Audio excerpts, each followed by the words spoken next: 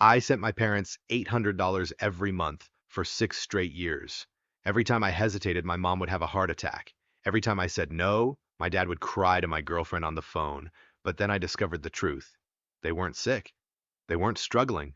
And my entire life had been part of a carefully orchestrated plan.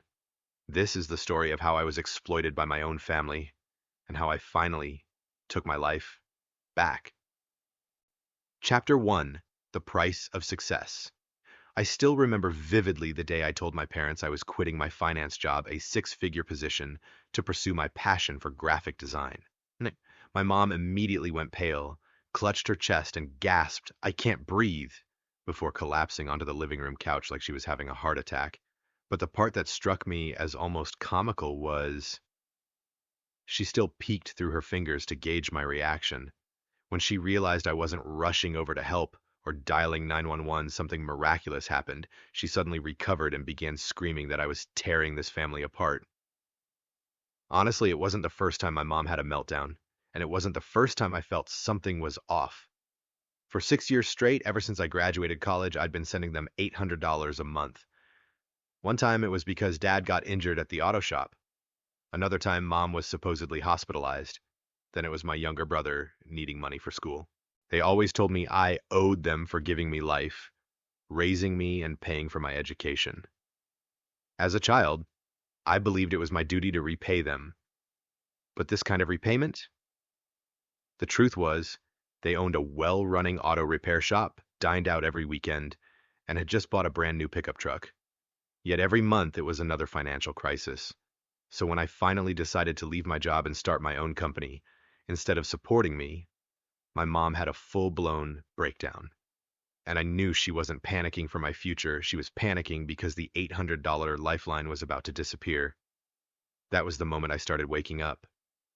Maybe I'd been used for years without even realizing it, and everything that happened afterward was just the beginning of a long, drawn-out nightmare. Chapter 2: A Small Test. A Big Truth. I decided to run a little test. I cut the monthly support in half from $800 to $400 to see how they'd react. Just a week later, my mom called me in tears saying she was at the waiting room of a medical center. She claimed her chest hurt, sharp pains coming in waves, and she couldn't afford to see a doctor. My heart was pounding as I rushed over, genuinely scared. But when I got there, I saw her sitting comfortably, phone in hand, scrolling through Facebook.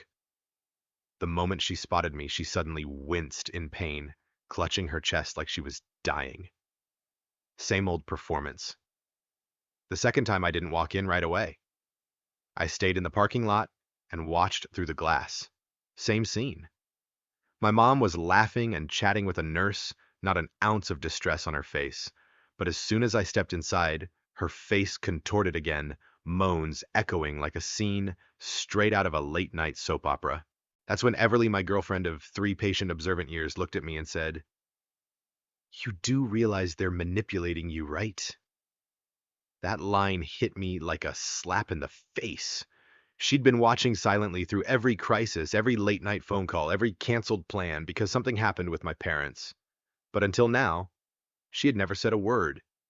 And that's when I started paying attention.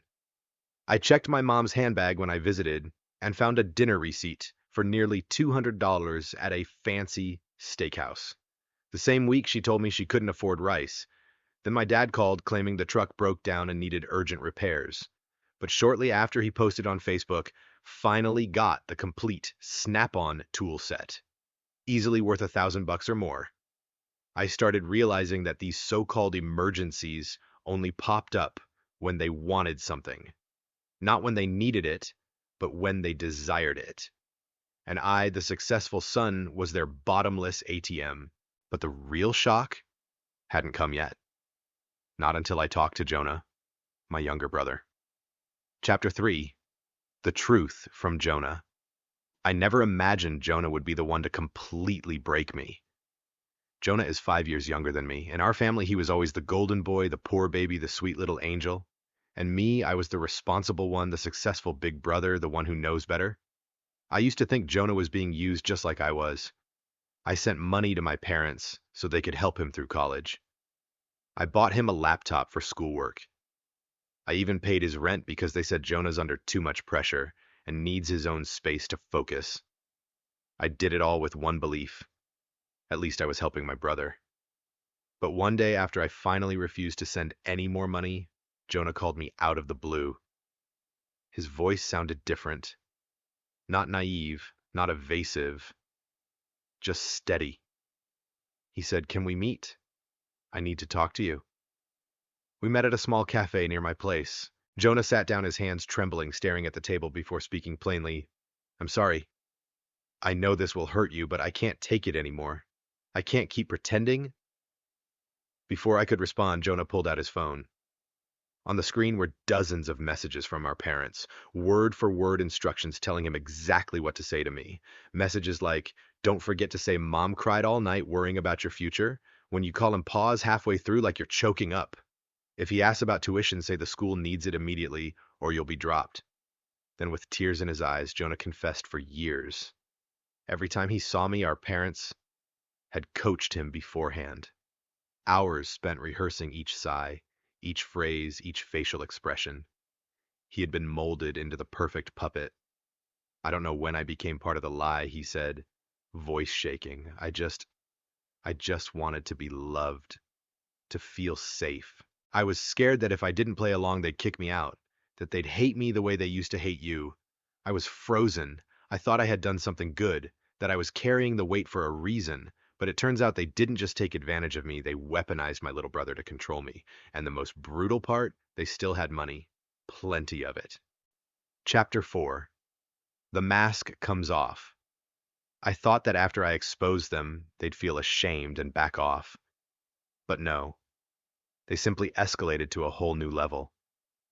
Crueler, more shameless.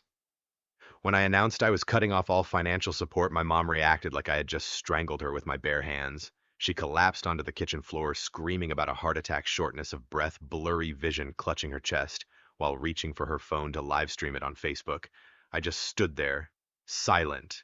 When I didn't run to her like I used to, she stood up instantly. No sweat, no dizziness, no help needed. Just rose to her feet, stared me down with razor-sharp clarity, and screamed, "Are you trying to kill your mother?" I didn't respond. I walked out the door. But in that moment, I knew this wasn't a family. It was a 29-year-long performance, and I'd been both the audience and the sponsor. The very next day, my mother launched a full-on psychological warfare campaign. She called Everly my girlfriend. She made up lies that I was mentally unstable, deeply depressed, and spiraling into self-destruction. Everly got the first call during a meeting. My mom sobbed, begged her, "Please don't leave him. He needs someone who truly loves him." Then came the barrage of calls to my workplace. They said I was violent, possibly using substances. One of my coworkers pulled me aside and whispered, "Hey man, are you okay? Your dad came by earlier, said some weird stuff." I started losing clients. A potential business partner texted to cancel a contract, saying someone from your family contacted us. We're concerned. When I finally called my parents, all I heard was my mother's voice. "You forced me to do this. I had to make things up. To save you." She wasn't hiding it anymore. So I started collecting evidence, emails, texts, photos, even footage from public security cams. Jonah helped me. He began recalling every rehearsed conversation every time mom coached him on his lines. He printed out old messages, pinned them to a board like a full-blown crime investigation. Then one day, my mother showed up at the lobby of my apartment building, wearing a nightgown, face smeared with cream, hand clutching her chest, staggering forward, moaning, "I need to see my son. I'm having a heart attack. Please let me in." The security guard called me, clearly confused. She says she's your mom, says she's dying, but she's also texting someone while she's saying it. I came downstairs. The moment she saw me, she stood up straight and started yelling, "You ungrateful brat, you heartless monster. You're burying your own mother." I said nothing. People in the lobby started gathering, and then, like a seasoned actress, she collapsed dramatically, clutching her chest, eyes rolling back. And me, I felt nothing. No panic. no fear, just exhaustion. I looked down at her, then turned to the guard and said, "You can call an ambulance if you'd like, but I have work to do." She started crawling upright the second she heard that. Chapter 5, Total War. I didn't realize that the moment I turned my back and walked out of the lobby, I had triggered something in my mother, like a self-destruct button, and she decided if she was going down, she'd drag everyone with her. The very next day, she started calling every relative I hadn't spoken to in almost a decade. She told them I'd lost control, that I was being manipulated by my girlfriend, and that I wanted to cut ties with the family to live a reckless, selfish life. Soon, distant aunts and uncles began messaging me. "What's going on, dear? Your parents love you so much. Let it go. Your family." I didn't reply. My father went even further. He showed up at Everly's workplace, pretending to be a concerned family member. He asked to speak with management about his daughter's unstable mental state. He even brought an old photo of me as a kid, standing between them at my graduation, to prove the relationship. Everly got called into a meeting. Her boss asked her if she felt safe, if she was being manipulated in her relationship. She could only laugh bitterly and then pulled out a recording of my dad screaming into the phone, "I'll ruin your job if you don't come back."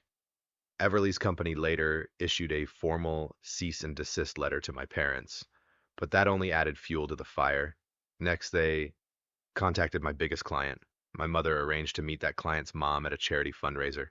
They chatted, got acquainted, and then she cried, saying her successful son had gone off the rails, was being controlled, and was mentally unstable after financial burnout.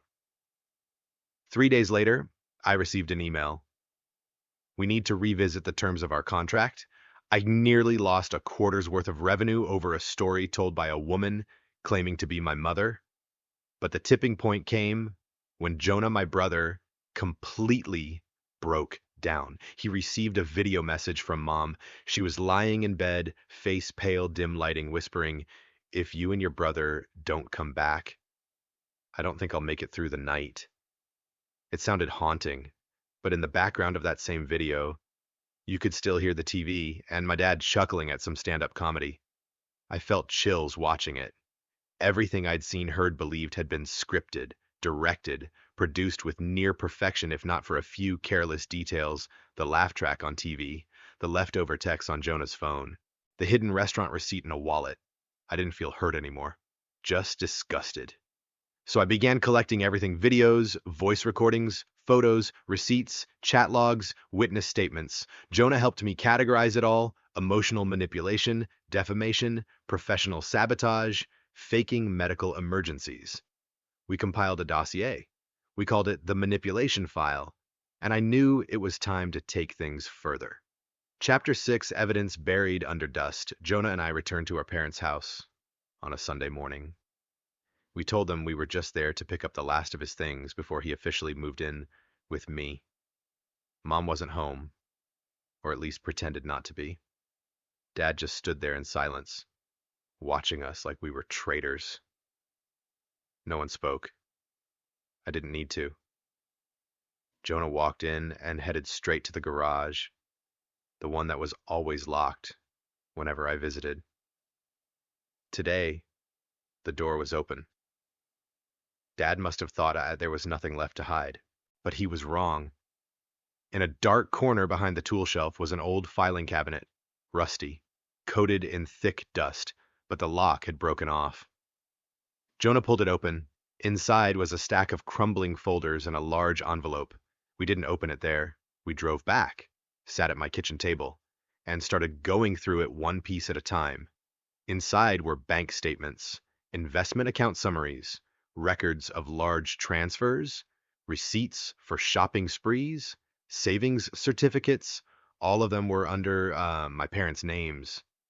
Some documents clearly stated inheritance from maternal grandmother. And then there were the transfers, steady, consistent flows from the inheritance account into luxury purchases, real estate payments, and travel expenses. Jonah flipped to one document and immediately went pale. It was a handwritten will from our grandmother tucked among the old papers. She had written clearly, "This money is for both Jonah and my name. Their mother is not to access any of it without written consent from both." But we had never signed anything. So who did the answer came at the bottom of the folder? A photocopy of a waiver of inheritance rights signed by both me and Jonah. The signatures were scanned, sloppy, unrefined. A poor imitation if you looked closely. Blatantly forged. My mother, we had forged legal documents to steal the inheritance of her own mother and of her own two sons.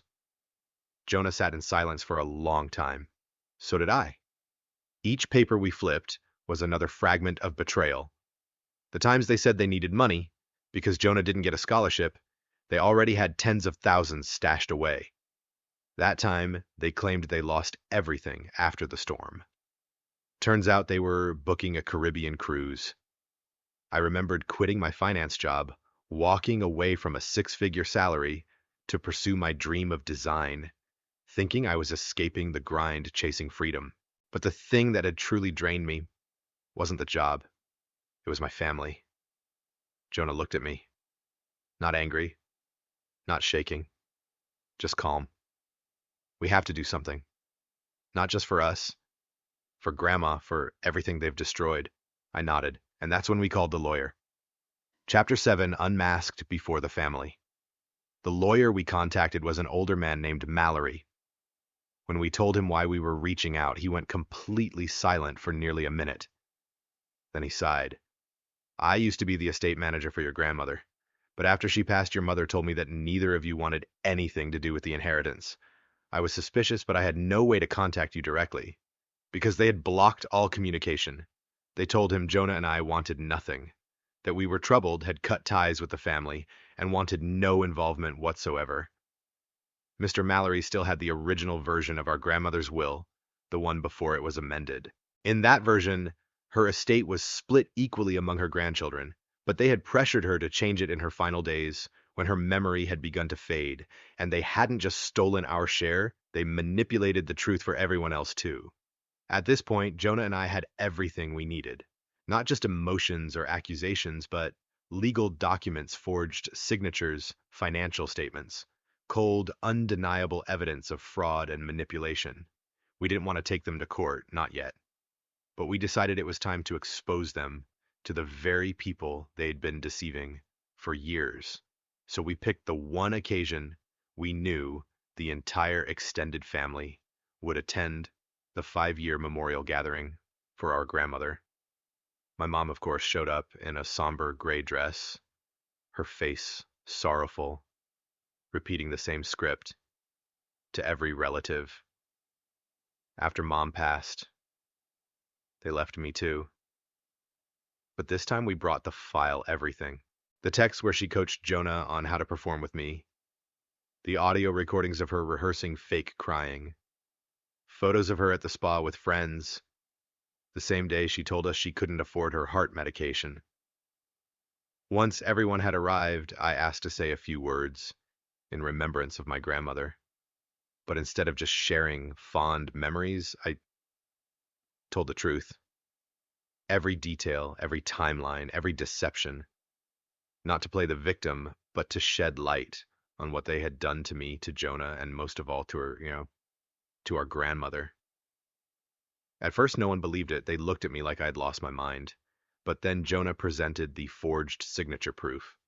Then came the original will that Mr. Mallory had preserved.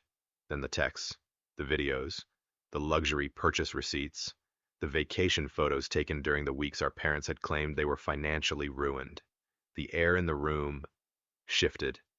My father shot up yelling, "You ungrateful little brats! You wouldn't be here today without your parents." And my mother, I collapsed into a chair again, clutching her chest, gasping, I can't take this anymore.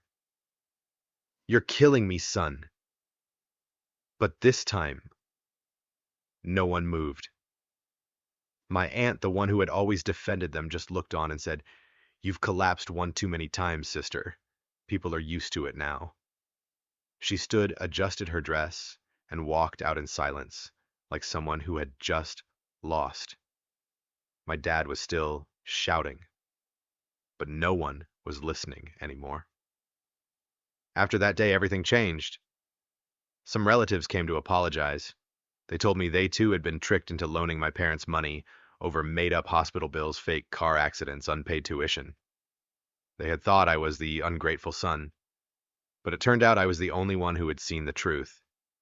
And Jonah, for the first time in his life, stood before the entire family and said I lied because I was forced to.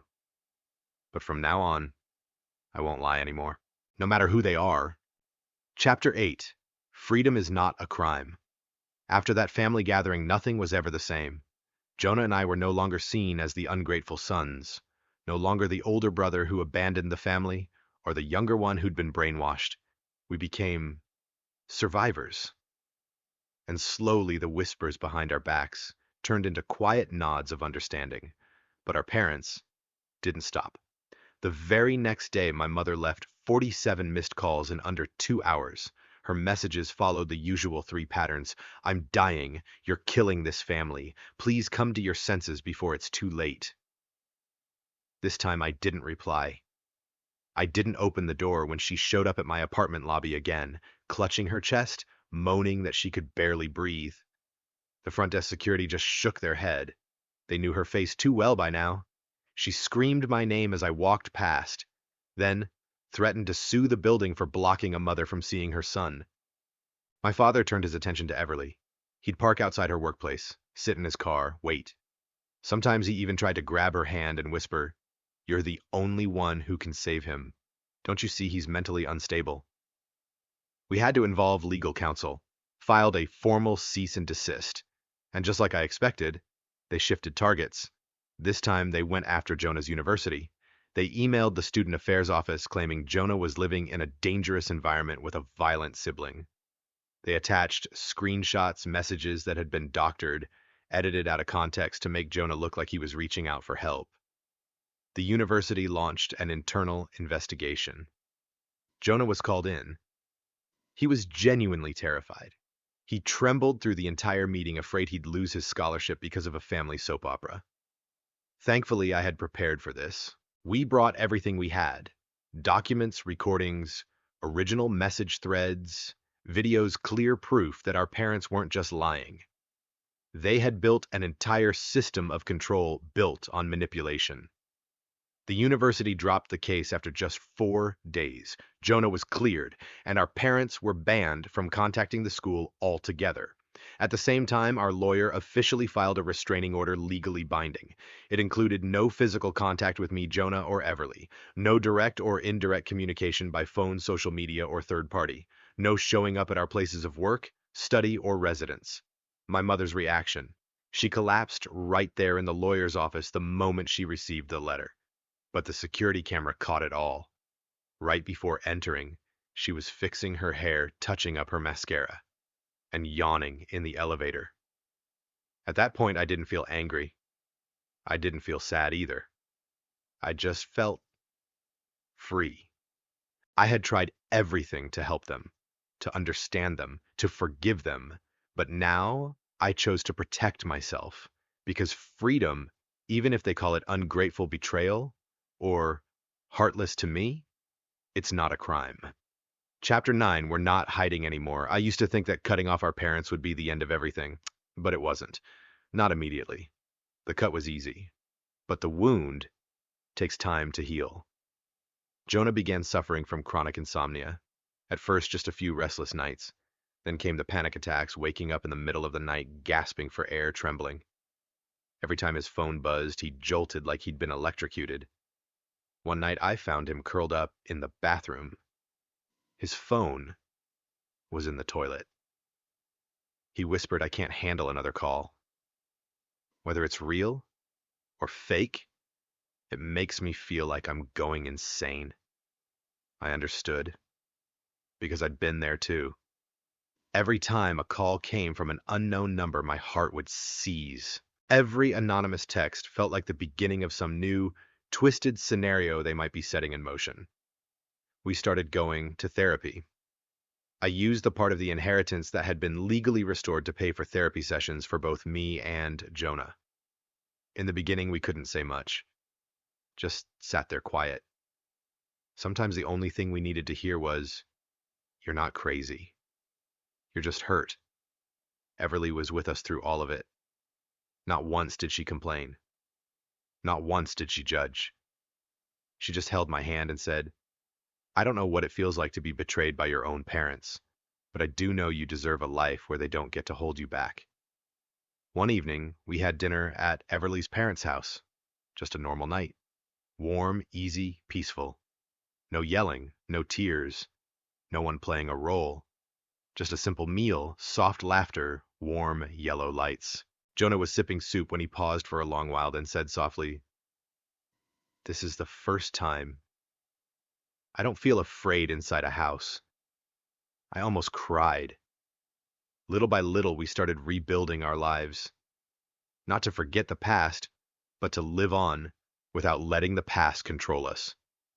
I went back to design, more focused, more grounded. Some of the clients who had been scared off by my parents' lies came back.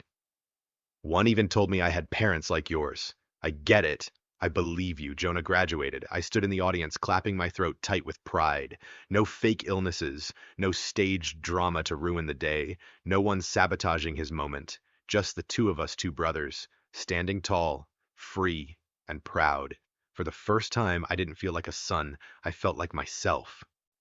Chapter 10. Freedom is a warm silence. 6 months after everything was legally over, I sat in my little apartment looking out the window. It was a clear spring day outside.